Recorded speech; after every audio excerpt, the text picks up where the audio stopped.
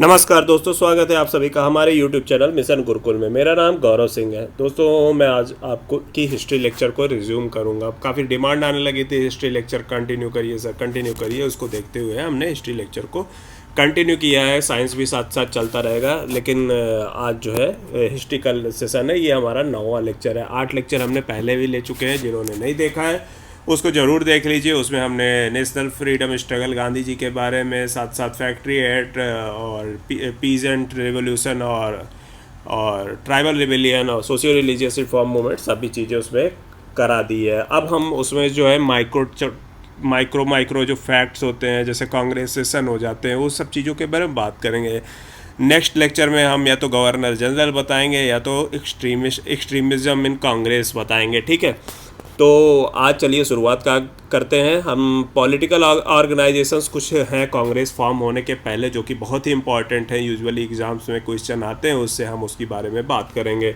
उसके बाद हम इंडियन नेशनल कांग्रेस की बात करेंगे और उसके सेशंस की बात करेंगे। ठीक है, सबसे पहले पॉलिटिकल ऑर्गेनाइजेशन की बात करते हैं। पॉलिटिकल ऑर्गेनाइजेशन में जब भी आता है तो सबसे पहले बंगाल आ जाएगा। बंगाल में सबसे ज़्यादा अवेकनिंग हुई थी, ये चीज़ें हम आपको बता चुके हैं। ठीक है, वहाँ पे अद्यापिक जो कॉलोनियल रूल था वो जो कि लेट आया। आप सभी जानते होंगे, पढ़े होंगे थोड़ा बहुत, तो उसमें पता होगा कि बंगाल में सुल्तानाती, कोलकाता, इन सब जगह पे अंग्रेज़ काफ़ी लेट में आए थे। उसके पहले जो है एडमिनिस्ट्रेटिव और रेवेन्यू मशीनरी इनकी सबसे अच्छी जो इस्टेब्लिश हुई थी मद्रास और बॉम्बे में काफ़ी पहले ही इस्टेब्लिश हो गई थी। तो ठीक है, लेकिन वहाँ पे आए थे तो वहाँ मिडिल क्लास जो इंटेलिजेंसिया और मतलब काफ़ी ज़्यादा अवेकनिंग हुई थी। एजुकेशन काफ़ी ज़्यादा बेटर हो गया था, लेकिन जॉब उस हिसाब से नहीं थी। तो पॉलिटिकल ऑर्गेनाइजेशन और कुछ रियायतों की मांग होने लगी थी। इस दिशा में हम आगे देखते हैं। Young Bengal Derozian society for acquisition of general knowledge, ये सब ऑर्गेनाइजेशन जो है बंगाल में बनने लगे थे। यंग बंगाल के और यंग बंगाल मूवमेंट डेरोजियन के, हेनरी विवियन डेरोजियन के बारे में हमने आपको पहले ही बताया था सोशियो रिलीजियस रिफॉर्म मूवमेंट्स में।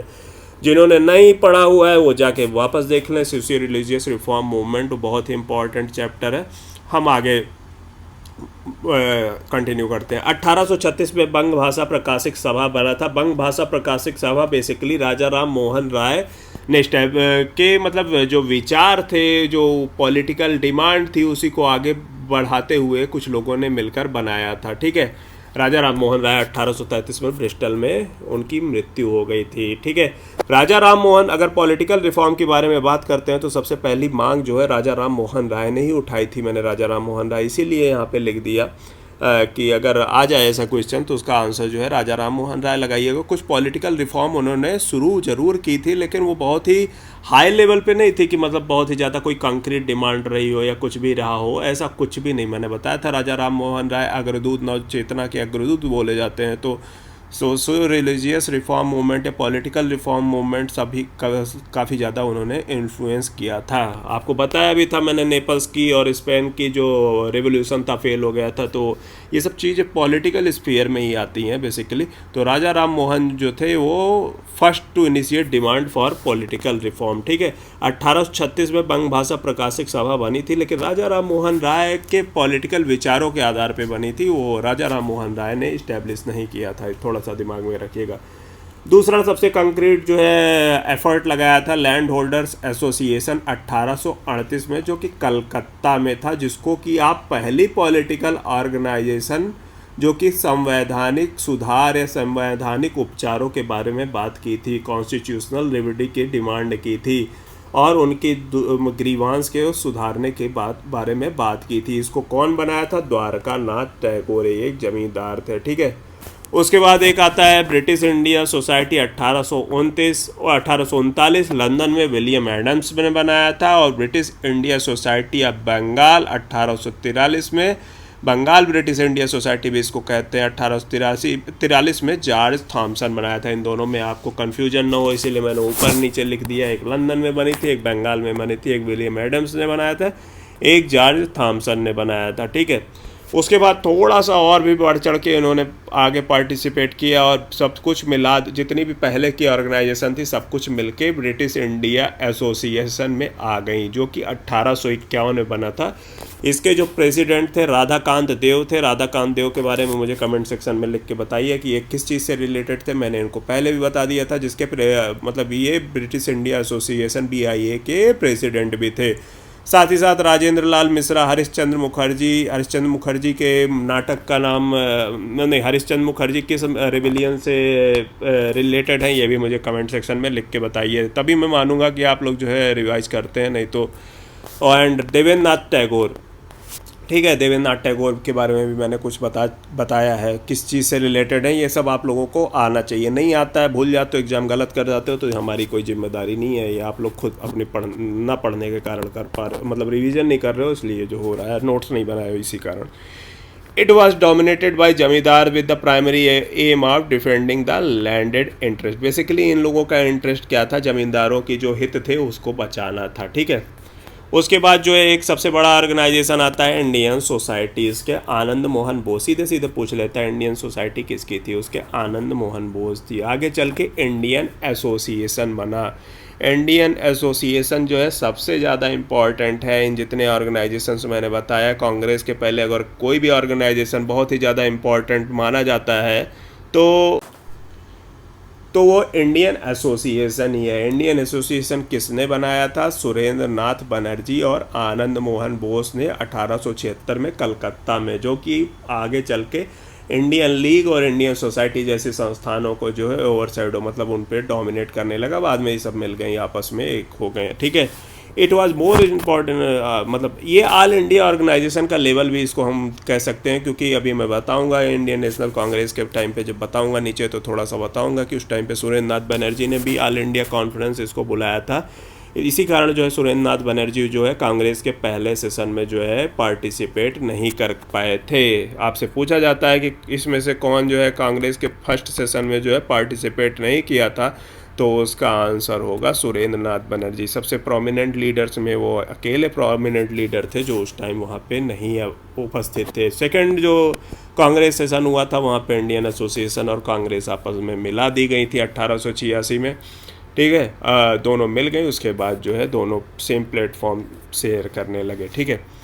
ये एल्बर्ट बिल कंट्रोवर्सी के बारे में मैंने आपको नहीं बताया, तो गवर्नर जनरल में जब मैं आपको रिपन के बारे में बताऊंगा नेक्स्ट क्लास या नेक्स्ट टू नेक्स्ट क्लास, उसमें मैं आपको ज़रूर बताऊंगा। इसी में फिर सालिग्राम आइडल केस आ जाता है and Surendra Nath Banerjee contempt case आ जाता है। इसके अगेंस्ट उन्होंने जो है एक्टिवली पार्टिसिपेट किया था इंडियन एसोसिएशन के मेंबर्स ने, ठीक है। सालिग्राम आइडल केस क्या है मैं अभी आपको नीचे बताता हूँ। इसी पे क्वेश्चन लास्ट ईयर EPFO में आया था। फिर आता है इंडियन नेशनल लिबरल फेडरेशन, किसका था, तो ये भी सुरेंद्र नाथ बनर्जी का था। ये सब चीज़ों को थोड़ा सा दिमाग में रखिए, सीधे सीधे क्वेश्चन आता है इस पर कि ये किसका था, ये किसने बनाया था। साथ ही साथ एक आता है हिंदू मेला आता है। हिंदू मेला जो है नवगोपाल मित्रा का है 1867 में। ये क्वेश्चन देखिए खासकर UPSC EPFO टाइप के एग्जाम्स के लिए ऐसी चीज़ें नहीं पूछता है जो कि सब कोई जानता है, जैसे इंडियन एसोसिएशन हो गया या आपका मान लीजिए कांग्रेस हो गया। तो यूजुअली आप देखिए, मतलब आप लोग कई लोग बोलते हैं कि ज़रूरी नहीं है कि UPSC का कोई एक सेट पैटर्न हो, तो भैया हम एनालिसिस करने के बाद ही आपको पढ़ा रहे हैं। नहीं अगर विश्वास है तो आप लोग खुद जाके दीजिए। मैं 5-6 साल का पेपर आपको उठा के बोल रहा हूँ। एक CAPF का पेपर उठा के देख लीजिए 5 साल का, एक आप CDS का पेपर देख लीजिए, और एक आता है आपका जो है EPFO का पेपर देख लीजिए, और एक APFC का पेपर देख लीजिए, तो आपके दिमाग खुल जाएगा कि मैं क्या पढ़ा रहा हूँ। तो हिंदू मेला आपके EPFO में ही पिछली बार जो है नॉर्मल चीज़ें नहीं पूछी थी। ऑर्थोडॉक्स सोसाइटी के बारे में, सोशियो रिलीजियस रिफॉर्म मूवमेंट में ऑर्थोडॉक्स ऑर्गेनाइजेशंस उठा के सीधे सीधे पूछ लिए थे। तो क्या कर सकते हो आप, उसी हिसाब से पढ़ो कि अपने दिल से पढ़ोगे, अपने फील गुड करने के लिए नहीं पढ़ना है ना। हिंदू मेला क्या है, हिंदू मेला नवगोपाल मित्रा का था, 1867 में था। इसके मुझे पता नहीं क्यों ऐसा लग रहा है कि अगर ये सब चीज़ों से पूछा जाएगा तो इसके पूछने की प्रॉबिलिटी काफ़ी ज़्यादा है। साथ ही साथ सैयद अमीर अली कलकत्ता में सेंट्रल मोहम्मदन नेशनल एसोसिएशन को 1877 में इस्टेब्लिश किया था। सैयद अमीर अली इनका नाम था, मोहम्मदन नेशनल एसोसिएशन इन 1877। ये सब इम्पॉर्टेंट है, ये सब आए क्वेश्चन है, उठा के मैंने रख दिया है, तो थोड़ा सा इसको दिमाग में रखिएगा, ठीक है। आए क्वेश्चन है मतलब कि ये, इसका मतलब ये है कि टीचर की नज़र में ये क्वेश्चन रहते हैं। फिर हम आते हैं बॉम्बे पे। बॉम्बे में जो है पहले हम बंगाल पढ़े, फिर बॉम्बे पढ़े, फिर मद्रास पढ़ेंगे, फिर बॉम्बे में आते हैं। बॉम्बे में उतने ऑर्गेनाइजेशंस के बारे में बात नहीं करेंगे जितना कलकत्ता में। कलकत्ता हम आपको बता देते हैं कि 1911 तक काफ़ी ज़्यादा पॉलिटिकल एक्टिविटी वाला एरिया था, तो ठीक है। तब तक हम बॉम्बे में देखते हैं। In Bombay association were saved by its economic and social condition. There was trade, commerce, rapid expansion of industrial activity, accumulation of capital and closer connection between the government and traders and merchant. मैं बताता हूँ कि आपको बंगाल में जो है society का जो एक स्ट्रक्चर था वो बिल्कुल भी बदला था। सोसाइटी बेसिकली कॉस्मोपॉलिटन थी, जहाँ पारसी, गुजराती, मुस्लिम, आहिर सभी रहते थे, और वहाँ की 70% जनसंख्या जो है काफ़ी ज़्यादा पढ़ी लिखी थी। साथ ही साथ वहाँ की सोसाइटी क्या था, व्यापार, ट्रेड, कॉमर्स, इन सब में बहुत ही ज़्यादा क्लोजली एसोसिएटेड थी। और कहीं भी आपको व्यापार करना है तो आपको अथॉरिटी के साथ मिलजुल के रहना पड़ेगा, और आपकी मांगे जो होती है कॉन्स्टिट्यूशनल हो सकती हैं, रेडिकल नहीं हो सकती हैं। आप कहीं दुकान लगाओ और कहो कि मैं स्टेट गवर्नमेंट के अगेंस्ट आग लगा दूंगा, ऐसा तो इम्पॉसिबल है। आपको हमेशा रियायतें चाहती होती हैं, तो उसी हिसाब से जो यहाँ की ऑर्गेनाइजेशंस भी थी वो कैरेक्टरिस्टिक्स रखती थी, ठीक है। वो कैरेक्टरिस्टिक रखती थी, मतलब बहुत ज़्यादा रेडिकल नहीं थी, बहुत ही ज़्यादा रेवोल्यूशनरी नहीं थी। मांग कॉन्स्टिट्यूशनल रिफॉर्म में ही इनका ज़्यादा वो जो था, मतलब विजन था कॉन्स्टिट्यूशनल रिफॉर्म की ओर ही ज़्यादा था, ठीक है। इन सब में दिशा में सबसे पहले कदम किसका था, रिलीजियस रिफॉर्म एसोसिएशन। रिलीजियस में एस नहीं लिखा हुआ है, रिलीजियस रिफॉर्म एसोसिएशन, धार्मिक सुधार संगठन जिसको कहते हैं, दादा भाई नौरोजी ने इस दिशा में सबसे पहले काम किया था।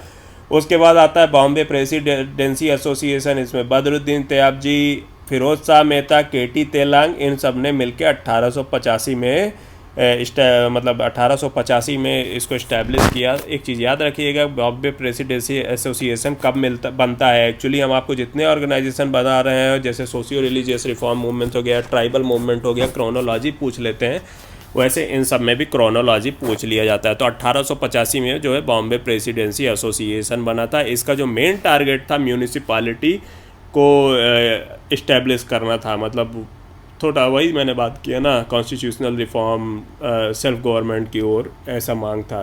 फिर आता है पूना सार्वजनिक सभा, जो कुछ राणा डे और जीवी जोशी ने 1870 में जो है इस्टेब्लिश किया थे। राणा डे ने ही पेटिशन और मतलब ब्रिटिश हाउस ऑफ कॉमन में जो एक पेटिशन डाला और वहाँ पे मांग करी कि 1875 में कि वहाँ पे जो है direct representation British house of Commons में जो एक इंडियन को मिले था। तो कौन सी सभा थी या कौन सा ऑर्गेनाइजेशन था जिसने ऐसी डिमांड पहले उठाई, पूना सार्वजनिक सभा। ये मैं क्वेश्चन फॉर्म में आपको बता दे रहा हूँ, पूना सार्वजनिक सभा, ठीक है। और साथ ही साथ जो है vernacular press act, Bombay forest regulation, इन सब के खिलाफ इन्होंने प्रोटेस्ट भी किया। तो पूना सार्वजनिक सभा जो है direct representative in house of common 1875 में सबसे पहली बार जो है डिमांड कर चुका था। आपसे बहुत सारे ऑर्गेनाइजेशन पूछ लेगा, ब्रिटिश इंडिया सोसाइटी एसोसिएशन, ये सब नहीं है, ठीक है। फिर मद्रास में आते हैं। मद्रास में उतना ज़्यादा नहीं था ये सब चीज़ें। मद्रास में सबसे पहले इस दिशा में काम जो है मद्रास नेटिव एसोसिएशन ने 1862 में किया था, लेकिन इसमें कोई बहुत ज़्यादा एनर्जेटिक नहीं था।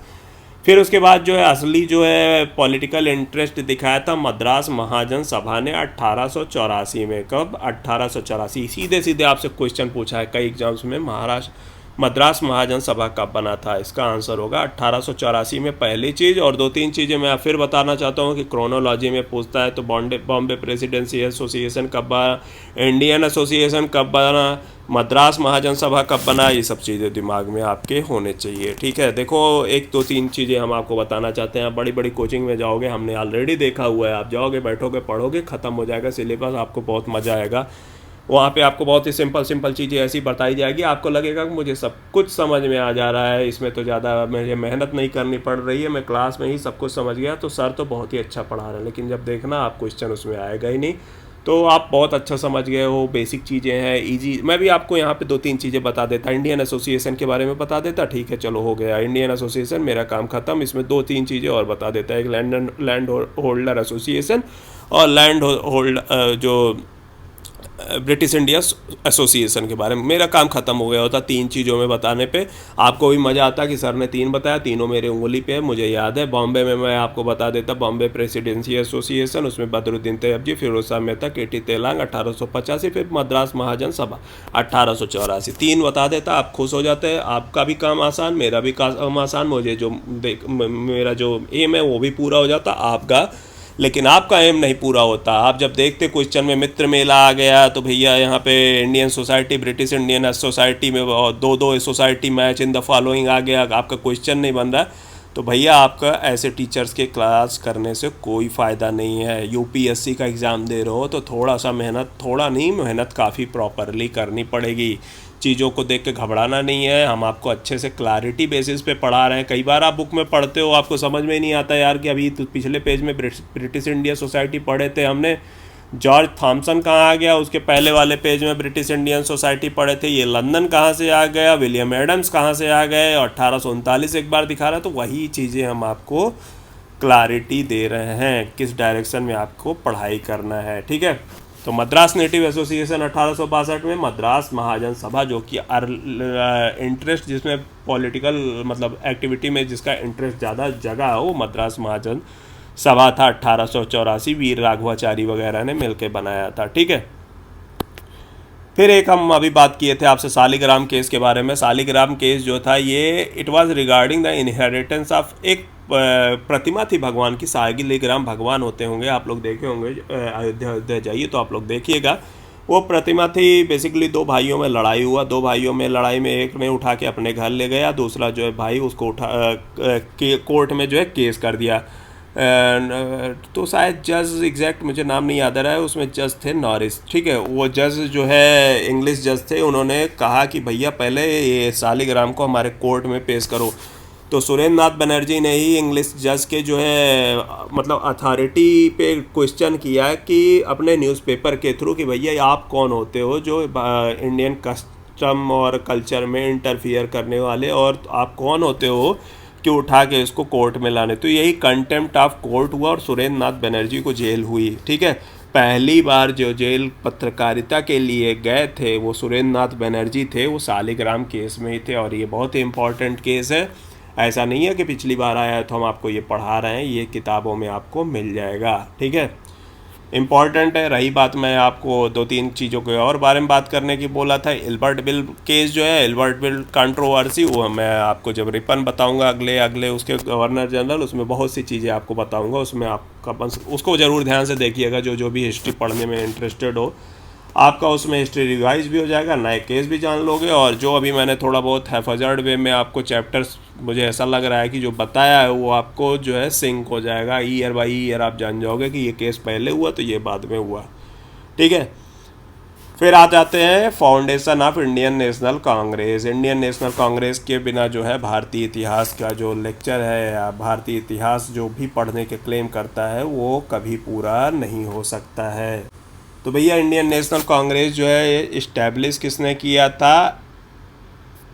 A.O. ह्यूम ने। A.O. ह्यूम कहाँ के निवासी थे, कहाँ के नेटिव थे, मुझे आप कमेंट सेक्शन में लिख के बताइएगा। सीधे सीधे क्वेश्चन पूछा जाता है।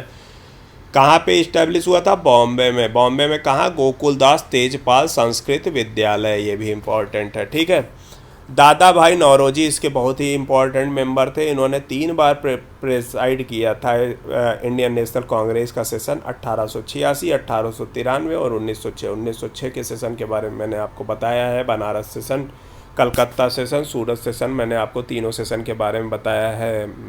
दिमाग में लाइए क्या बताया है। ठीक है, और ये 3 बार प्रेसाइड कर चुके हैं। क्वेश्चन इस पर सीधे सीधे आता है कि दादा भाई नौरोजी कितनी बार प्रेसाइड कर चुके हैं, तो आपको पता होना चाहिए 3 बार। ठीक है, बाकी मैं आपको एक एक सेशन के बारे में डिटेल में नीचे आ रहा हूँ, टेंशन मत लीजिएगा कि पहले सेशन में अध्यक्ष कौन था, दूसरे में कौन था, ये सब बताऊँगा। ठीक है, कांग्रेस का जो है सपोर्ट, कांग्रेस अपना सपोर्ट पाने के लिए लंदन में विलियम डिग्बी की अध्यक्षता में एक इंडियन वीकली स्टार्ट करती है। तो किसकी अध्यक्षता में जो है स्टार्ट करती है? William Digby. कहाँ पे? लंदन में। ये भी बहुत ही इंटरेस्टिंग फैक्ट है और ये बहुत ही ज़्यादा आता है। और सैयद अहमद खान के बारे में मैंने आपको बताया था, जो कि कांग्रेस के फॉर्मेशन के अगेंस्ट थे और ब्रिटिशर्स के सपोर्ट से यूनाइटेड इंडिया पैट्रियोटिक एसोसिएशन उन्होंने बनाया, जो कि दिखाने की कोशिश करते हैं यूनाइटेड इंडिया पैट्रियोटिक एसोसिएशन कि हम भी देशभक्त हैं, कांग्रेस ही नहीं देशभक्त है। ठीक है, इसके बारे में कुछ स्टेटमेंट है, वो भी देख लेते हैं। सबसे पहला स्टेटमेंट है, लॉर्ड डफरिन ने जो है कांग्रेस को माइक्रोस्कोपिक माइनॉरिटी बोला।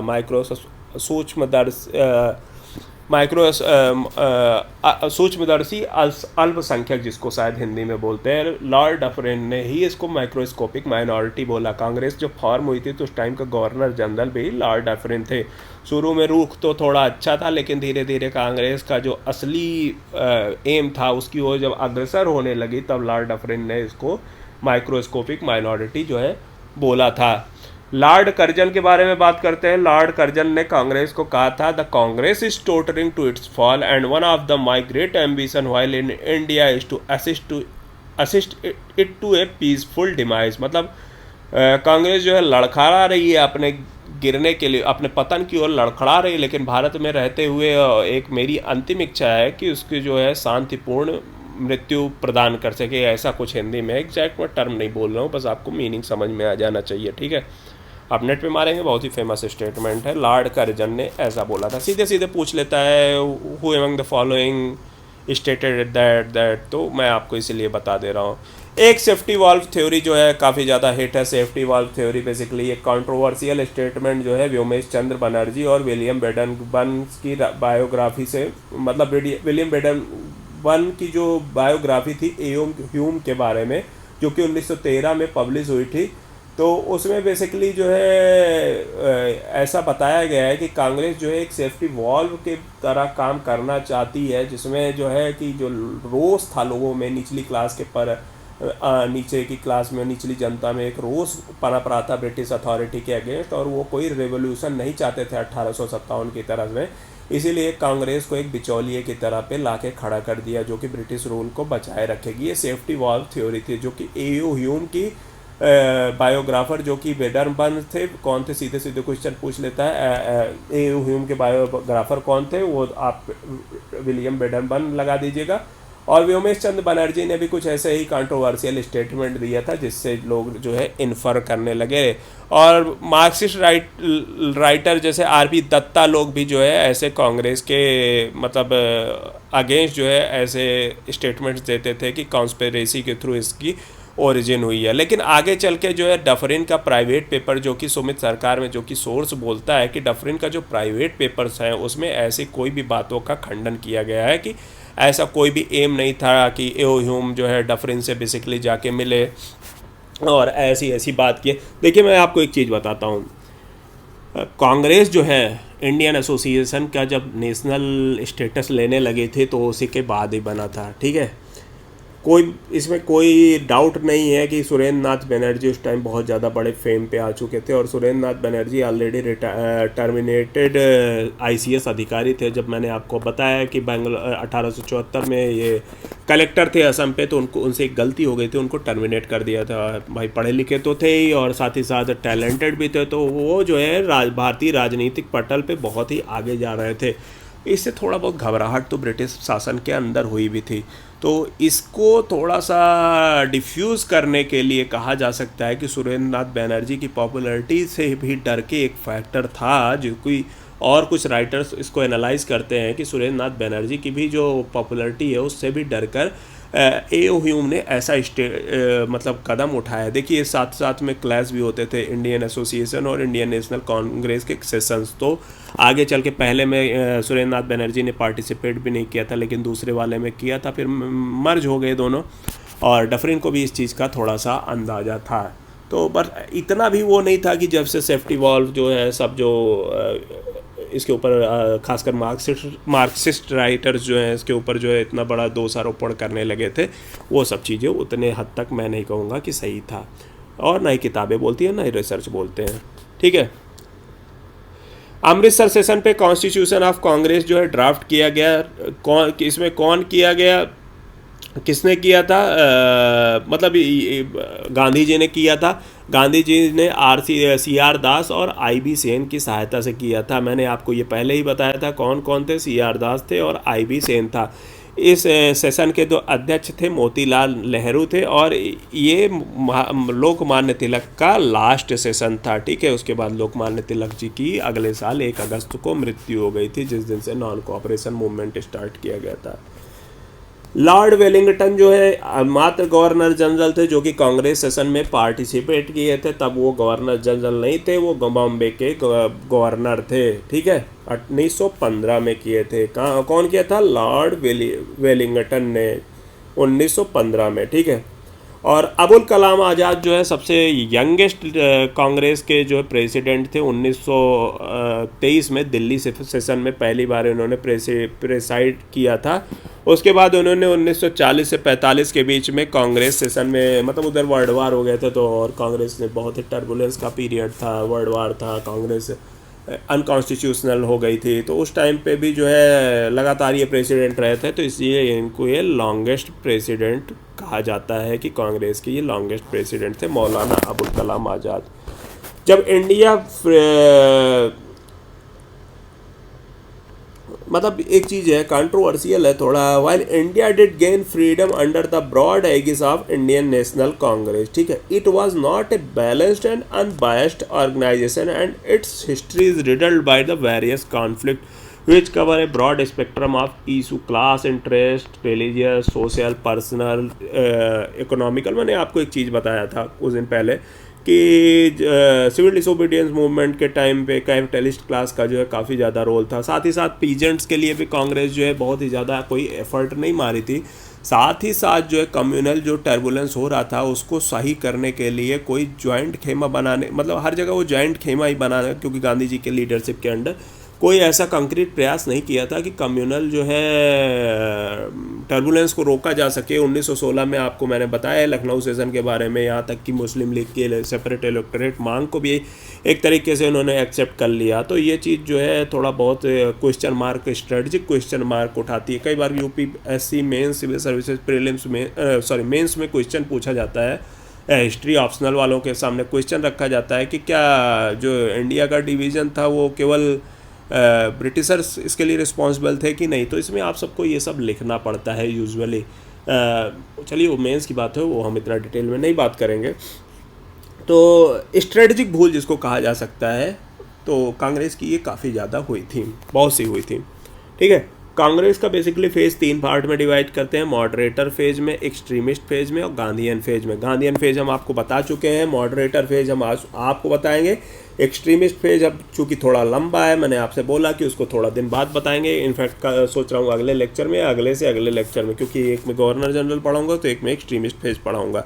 एक्सट्रीमिस्ट फेज में इसलिए मैंने नहीं इस लेक्चर में शामिल किया, नहीं तो उसमें पढ़ाने लगूंगा तो कांग्रेस सेशन रुक जाएगा। एक्सट्रीमिस्ट फेज में मैं आपको एक्सट्रीमिज्म कांग्रेस के अंदर से, साथ ही साथ मैं आपको इंडिया के बाहर से भी जो एक्सट्रीमिस्ट एक्टिविटी थी उसको भी ख़त्म करना चाहता हूँ। साथ ही साथ रिवोल्यूशनरी एक्टिविटीज़ भी, जैसे भगत सिंह हो गए, जी हो गए, और अनंत लक्ष्मण कन्हारे, ये सब लोग भी, इन सब की और डिफरेंट केसेस थे, लाहौर कॉन्स्पिरेसी, ये सब भी हम पढ़ाना चाहते हैं।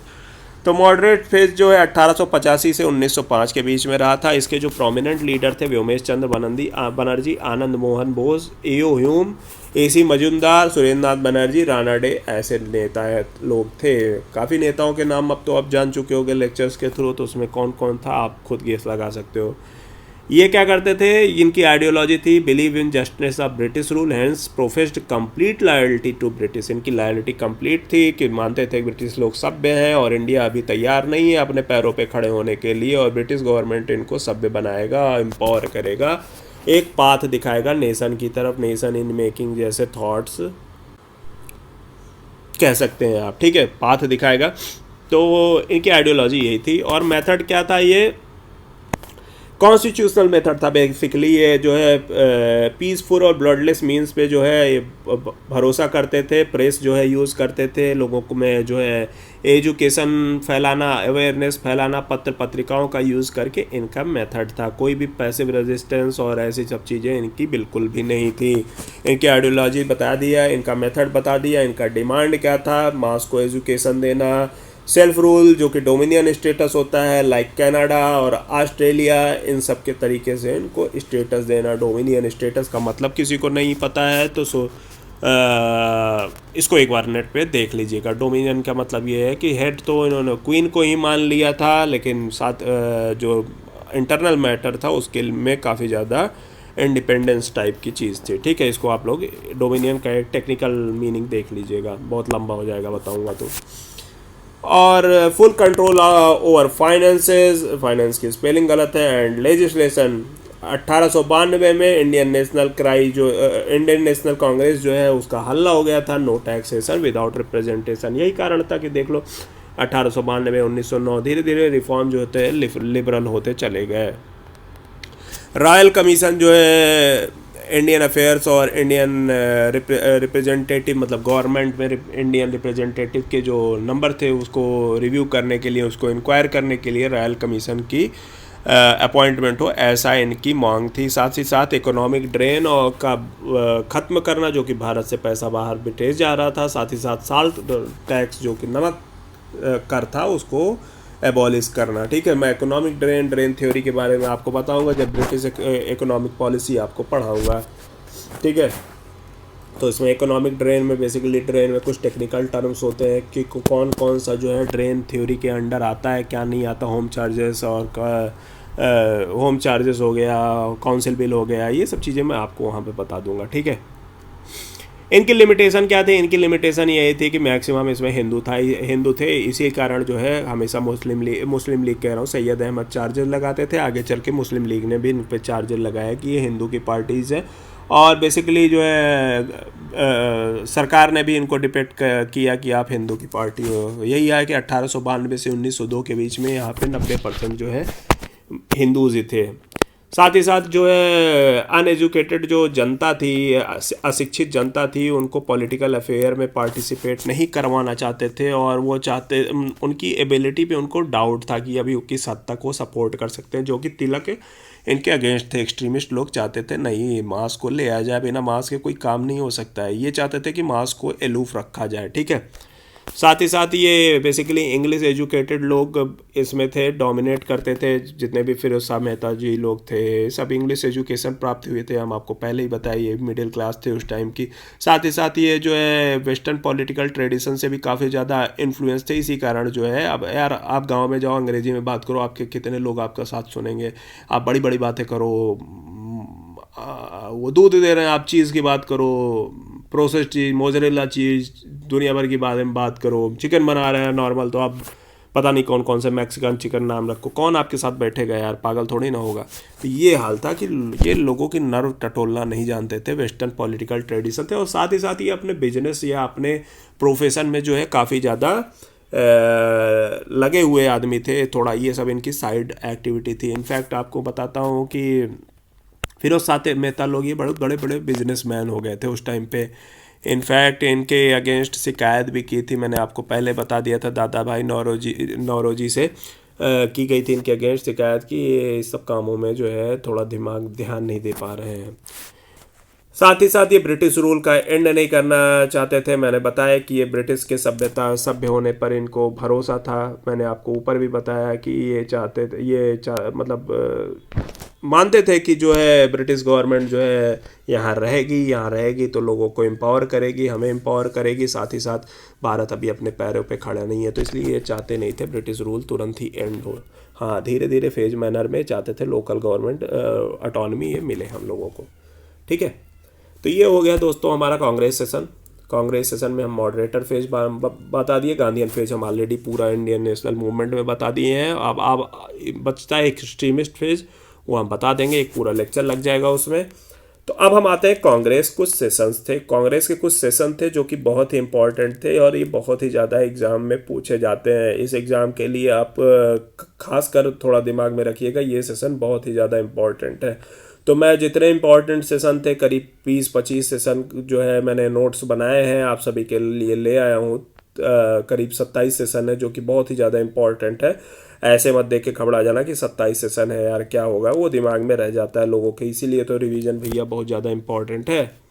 आप खुद सोच लो यार, 400 पोस्ट है, 400 पोस्ट में जो है हमारे वीडियोस ही अकेले देखने वाले 2-3 हज़ार लोग हो हिस्ट्री के, तो कुछ ऐसा करना पड़ेगा जो कि आपको लोगों से अलग बनाएगा। हमारे वीडियोस देखने के बाद जरूरी नहीं है कि आप सब क्वेश्चन सही करोगे, सही वही करेगा जो बार बार रिवाइज करेगा, जो बार बार क्वेश्चन का अटेम्प्ट करेगा। ठीक है, तो सबसे पहले हम बात करते हैं बॉम्बे सेशन की। बॉम्बे सेशन में 1885 पहला सेशन था ये भाई। इंडियन नेशनल कांग्रेस जब बनी थी तो पहला सेशन था। व्योमेश चंद्र बनर्जी इसके पहले अध्यक्ष थे। कौन था? WC बनर्जी, व्योमेश चंद्र बनर्जी। ठीक है, पहले ही 1884 में जब ऐसी हाल इंडियन जो मतलब ऑर्गेनाइजेशन के बारे में बात होने लगी तो उसका नाम लिया गया कि इंडियन नेशनल यूनियन होगा। लेकिन दादा भाई नौरोजी ने कहा नहीं, आगे चल के इंडियन नेशनल यूनियन जो 84 में बनी थी उसको इंडियन नेशनल कांग्रेस बनाया जाए। कांग्रेस वर्ड जो USA से इंस्पायर्ड था।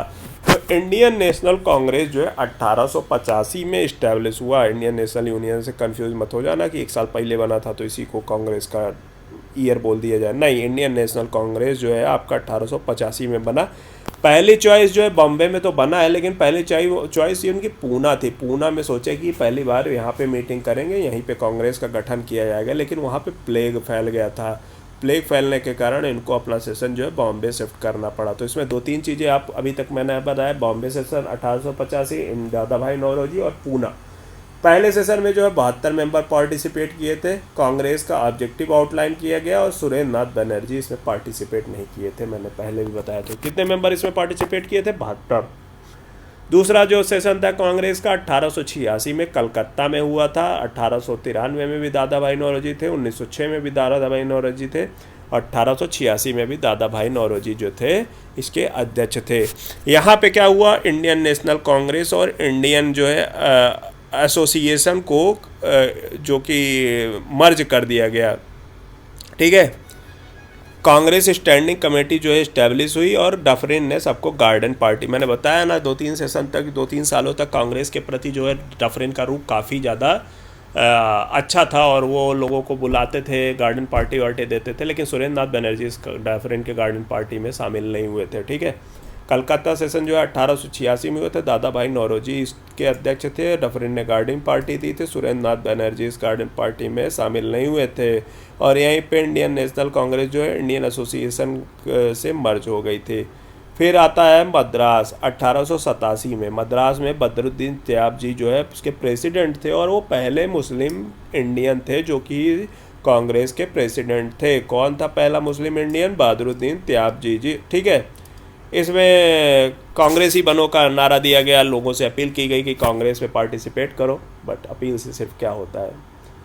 इलाहाबाद फिर 1888 में हुआ। लाला लाजपत, यहाँ से कांग्रेस का जो है के अगेंस्ट जो है गवर्नमेंट का रुख थोड़ा टाइट होता गया। चाहती थी गवर्नमेंट की इन पे बैन लगाया जाए, ये सब किया जाए। इलाहाबाद में इनफैक्ट सेशन बुलाने से पहले डफरिन ने काफ़ी हर्डल क्रिएट किया था। इनफैक्ट वहाँ के इनको खरीद के इलाहाबाद में एक पूरा जहाँ पे सभा की गई थी इनको खरीद के गिफ्ट दिया गया कि आप आओ यहाँ पे सभा करो डफरिन के अगेंस्ट जाकर।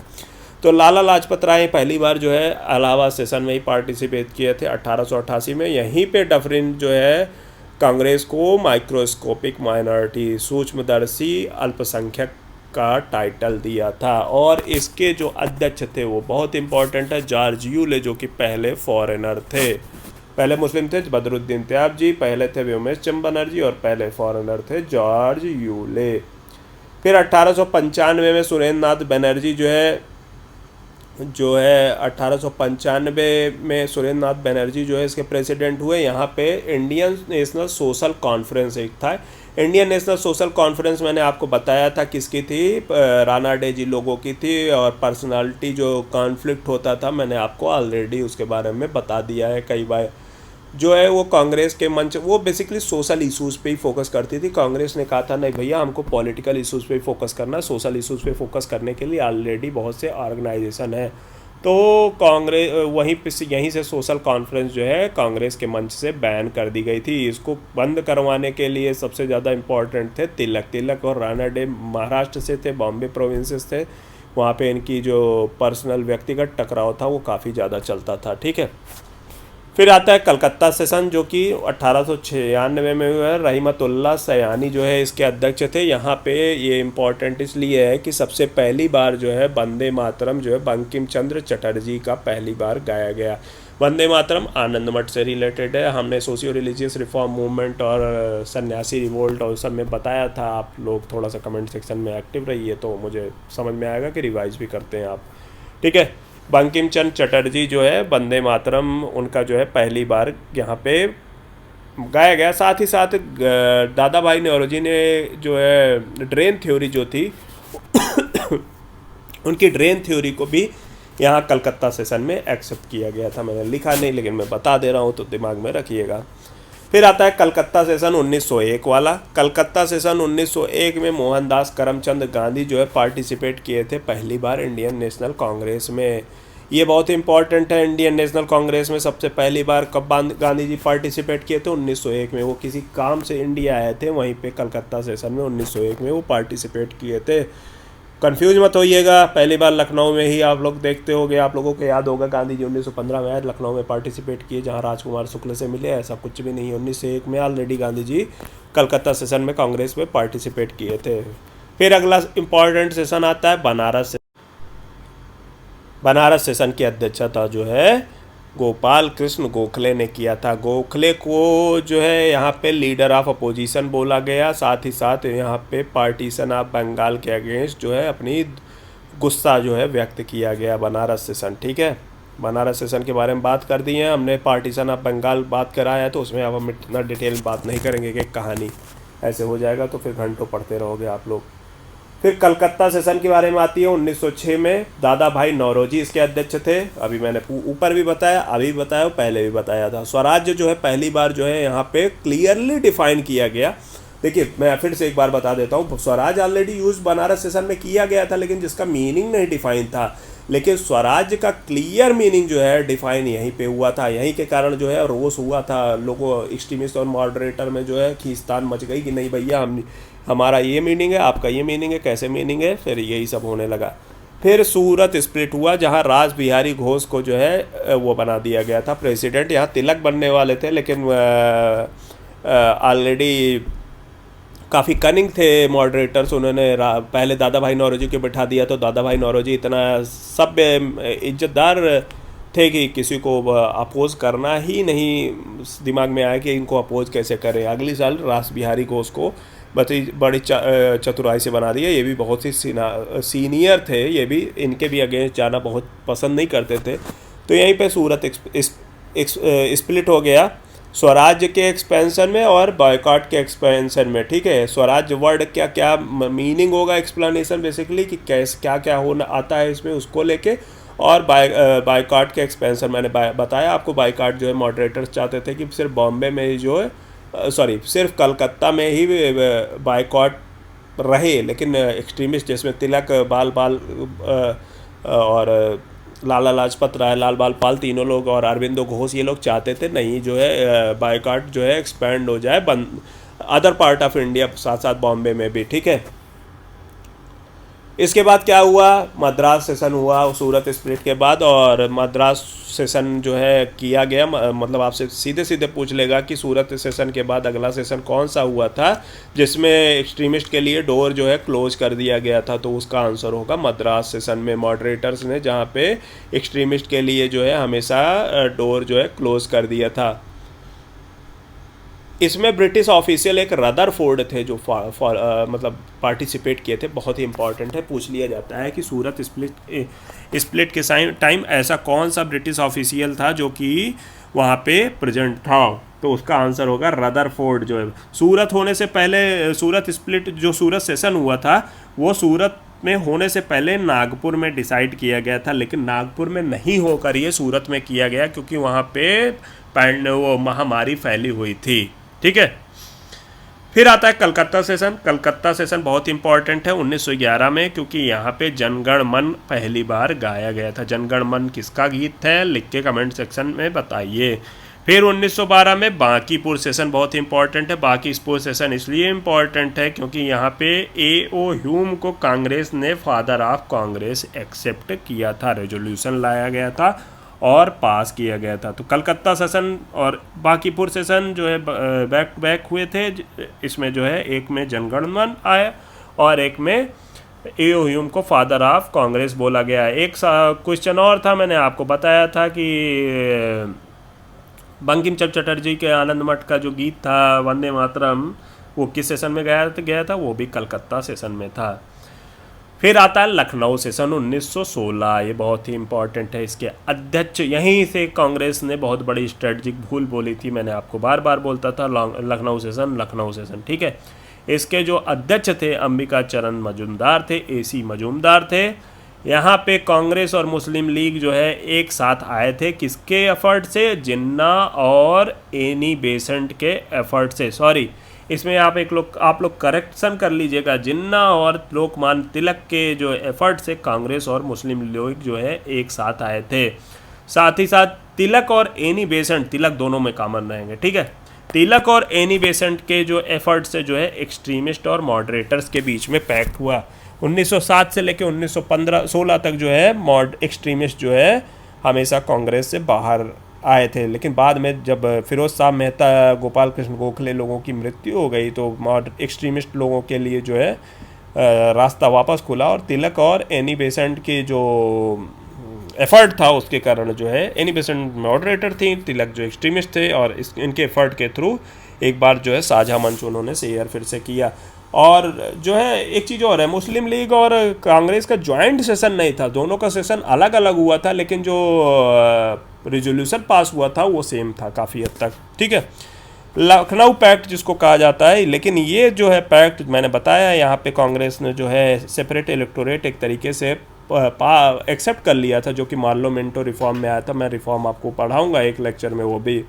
ठीक है। उसको जो है मदन मोहन मालवीय, जो कि हिंदू महासभा से रिलेटेड है, वो कैसे एक्सेप्ट कर सकते थे। और यही वो सेशन था जहाँ पे तिलक ने बोला था, तिलक को मैंने बताया था 1906 में, 1907 के बाद जेल भेज दिया गया था। वहाँ पे NM लोखंडे के अंडर जो है एक प्रोटेस्ट हुआ था, वो सब मैंने बताया हुआ है आपको फैक्ट्री एक्ट में। तो यहीं पे तिलक जो है जब छूटने के बाद आए थे, उसके बाद इसी सेशन में जो है उन्होंने बोला था, स्वराज्य मेरा जन्म सिद्ध अधिकार है और मैं इसे लेकर रहूँगा। ये काफ़ी फेमस स्लोगन है, आप लोगों को पता होगा। तो ये कहाँ पे बोला था तिलक ने, लखनऊ सेशन में। ठीक है।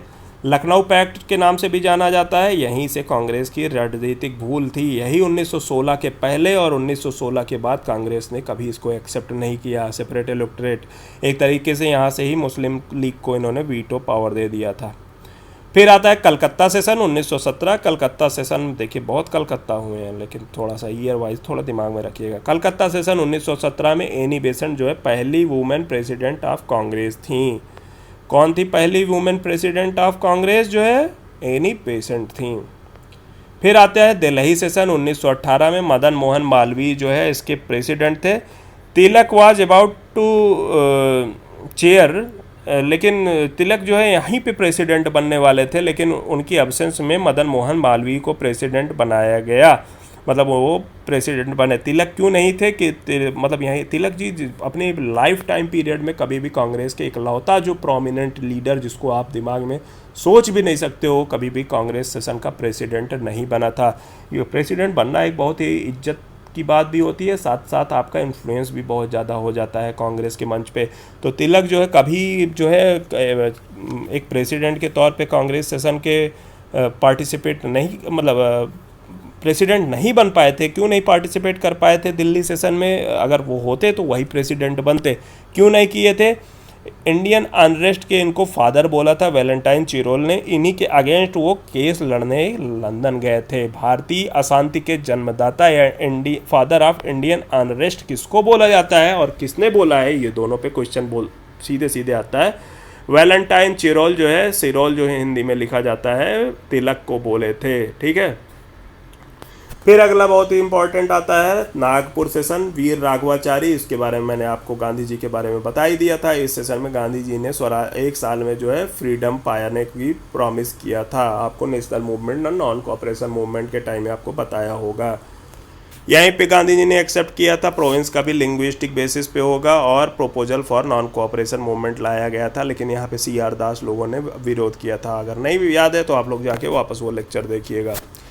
फिर आता है कलकत्ता सेशन 1920, लाला लाजपत राय इसके अध्यक्ष थे, और यहीं पे जो है नॉन कोऑपरेशन मूवमेंट जो है उस जो CR दास जो है उस टाइम पे नागपुर सेशन पे अपोज किए थे, वहीं पे इसको प्रस्तुत किए थे, CR दास ही प्रस्तुत किए थे, और यहीं पे जो है वो रिजोल्यूशन जो है रेटिफाई हुआ था। फिर आता है अहमदाबाद सेशन 1921, बहुत ही इंपॉर्टेंट है। CR दास जो है इसके प्रेसिडेंट थे, लेकिन जब CR दास जेल चले गए थे तो हकीम अजमल खान को चेयरमैन बनाया गया था। कौन प्रेसिडेंट बनाया गया था? CR दास के एब्सेंस में जब जेल चले गए थे तो किसको बनाया गया था? हकीम अजमल खान। हकीम अजमल खान को एक टाइटल दिया गया था जो मैं आपको पढ़ाया हूँ। कौन सा टाइटल है कमेंट सेक्शन में लिख के बताइएगा। अगर ये लिख के नहीं बताते हो तो सही में नहीं रिवाइज करे हो।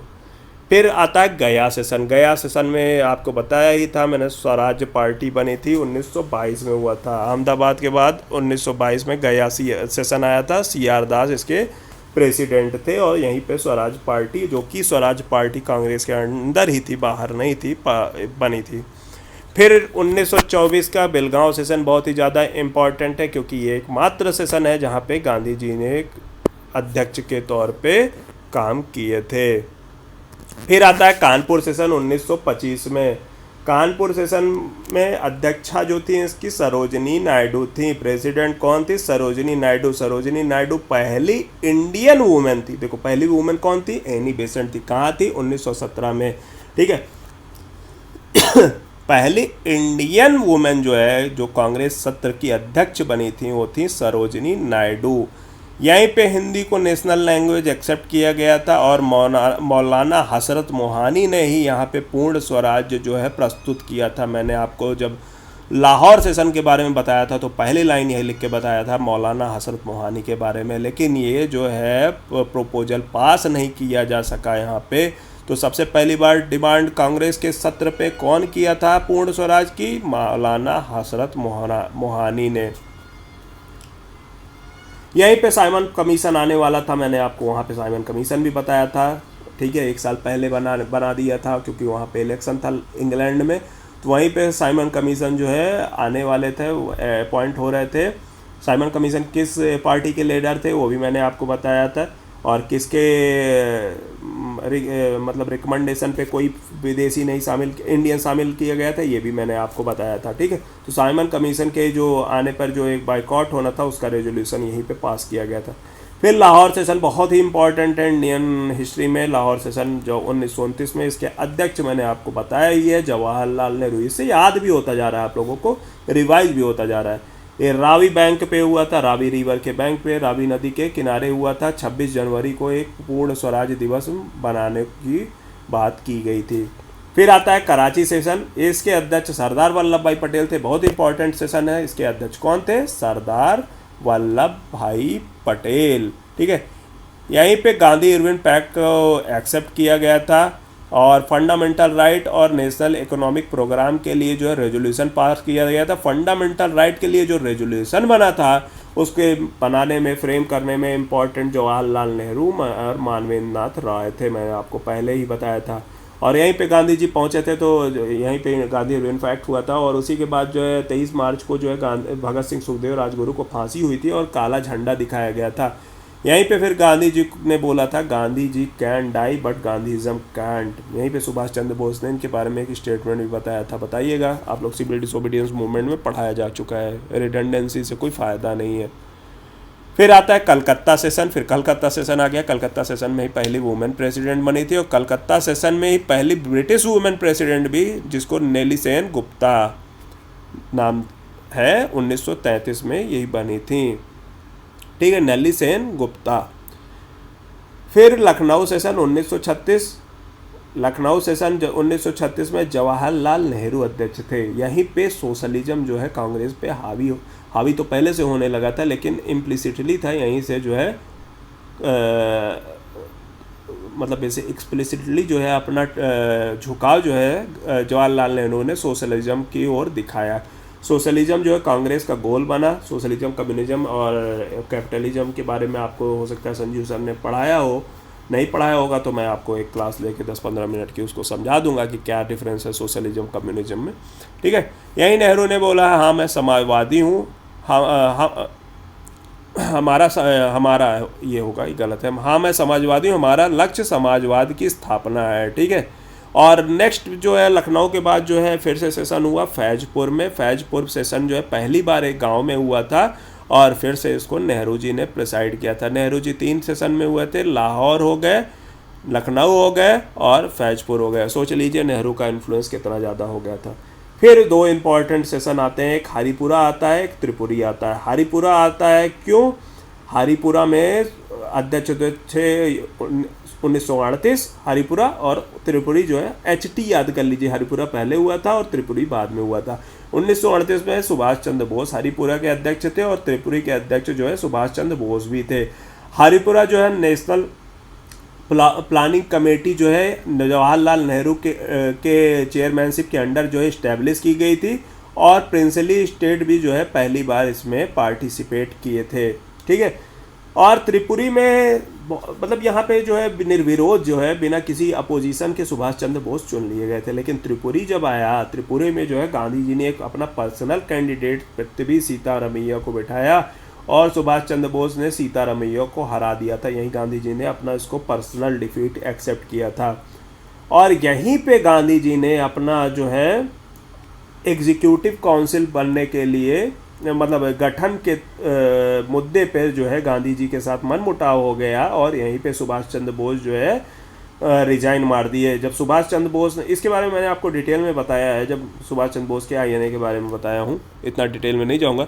और सुभाष चंद्र बोस जब रिजाइन किए थे तो डॉक्टर राजेंद्र प्रसाद जो है इसके अध्यक्ष बने थे।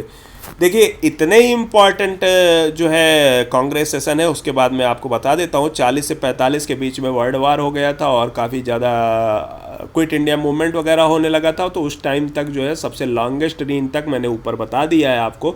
मौलाना अबुल कलाम आज़ाद जो है कांग्रेस सेशन के प्रेसिडेंट थे। एक तो ये इम्पॉर्टेंट फैक्ट है। दूसरा इम्पॉर्टेंट फैक्ट है कि भारत जब आज़ाद हुआ था तो सब उसके जो अध्यक्ष थे मैंने ऊपर बता दिया है फैक्ट में, JB कृपलानी, ये जो है इम्पॉर्टेंट है।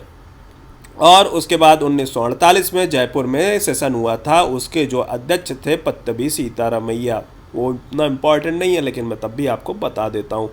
तो दोस्तों ये हमारा इंडियन नेशनल कांग्रेस था। इंडियन नेशनल कांग्रेस के पहले के ऑर्गेनाइजेशन इंडियन नेशनल कांग्रेस कब बना? इंडियन नेशनल कांग्रेस जो है और थोड़ा बहुत सुरेंद्र नाथ बनर्जी वगैरह लोगों के बारे में बता दिया। साथ ही साथ मैंने बताया आपको कि इसके इम्पॉर्टेंट सेशन के बारे में बताया। अब इसमें मॉडरेटर फेज हो गया, गांधीयन फेज हो गया, बचा आपका एक फेज और बचता है जिसको एक्सट्रीमिस्ट फेज कहते हैं। अब वो पूरा एक लेक्चर होगा, उसमें मैं एक्सट्रीमिस्ट फेज तो बताऊंगा ही कांग्रेस का, उसमें तिलक लोगों की पर्सनालिटी के बारे में भी थोड़ा बहुत बताऊंगा, जैसे मैंने गांधी और सुरेंद्र नाथ बनर्जी के बारे में बताया है। साथ ही साथ आपको रेवोल्यूशनरी टेररिज्म के बारे में भी बता दूंगा। ठीक है, 2 फेज़ में हुआ था। एक पहला 1907 के आसपास जब कांग्रेस जो है लिम्बो में चली गई थी, दूसरा जो है गांधी जी का नॉन कोऑपरेशन मूवमेंट ख़त्म होने के बाद। तो ठीक है, हम उसको आराम से डिटेल में करेंगे। हाँ दोस्तों, 2-3 चीज़ें और बात करना चाहता हूँ। आप लोग PDF मांगते हो, हमें अच्छा नहीं लगता बार बार आप एक ही चीज़ बोलते हो। हम ऑलरेडी आपको बोल दिए हैं कि थोड़ा दिन पेशेंस रख लो, अपनी नोट्स बना लो, तो क्यों आप उसके पीछे परेशान होते हो। दूसरी चीज़, आप लोग कहते हो कि सही बात है बुक्स के बिना काम नहीं होता। सही बात है, हम कहीं आपसे रिसर्च पेपर थोड़ी ना लेके आ रहे हैं, कहीं हम भी जो काम कर रहे हैं बुक्स के थ्रू ही काम कर रहे हैं, बट हम आपको गाइड कर रहे हैं कि किस डायरेक्शन में आपकी पढ़ाई होनी चाहिए। आप हैफर्ड वे में पढ़ोगे, आप इधर अब एक हिस्ट्री की बुक उठा लो तो उसमें 400-500-600 पेज हैं, 600 2-3 बुक उठा लो, अगर कर पाओ तो करो। और जैसे इंडस्ट्रियल रिलेशन हो गया, उसकी पेज बुक में 1100 पेज है।